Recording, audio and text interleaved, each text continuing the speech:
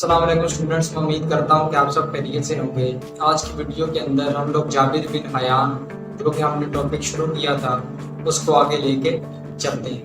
اگر آپ کی پیشہ ورانہ زبان کی بات کی جائے تو آپ کی پیشہ ورانہ زبان عربی اور لاطینی تھی، جبکہ مغرب کے اندر یا اہل مغرب آپ کو جابر کے نام سے یاد کرتے ہیں، جس کے سپیلنگ کچھ اس طرح سے ہیں GEBER۔ اس کے علاوہ اگر ہم لوگ خاندان کی بات کریں تو آپ ایران کے خاندان ازد سے تعلق رکھتے تھے۔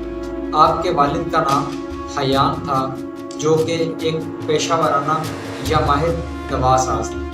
اس کے علاوہ اگر ان کے والد کی بات کی جائے تو ان کے والد نے عباسی خاندان کی مدد کی تھی اموی خاندان کی حکومت ختم کرنے میں، اسی لیے ان کے والد کو اموی خاندان نے ہاتھ رکھتے ہی قتل کر دیا تھا۔ ان کے والد کے قتل کے بعد ان کی والدہ ان کو اپنا وطن چھوڑ کر ہجرت کر کے یمن لے آئی۔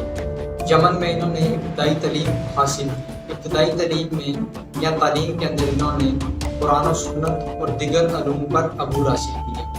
اس کے بعد اگر دیکھا جائے علم کیما، تو علم کیما کا مادہ یا وہ شوق ان کے اندر ان کے والد کی طرف سے منتقل ہوا، یعنی کہ ان کے والد کیما کو پسند کرتے تھے یا اس کے ماہر تھے، تو اسی وجہ سے یہ بھی اسی فیلڈ کی طرف آ گئے۔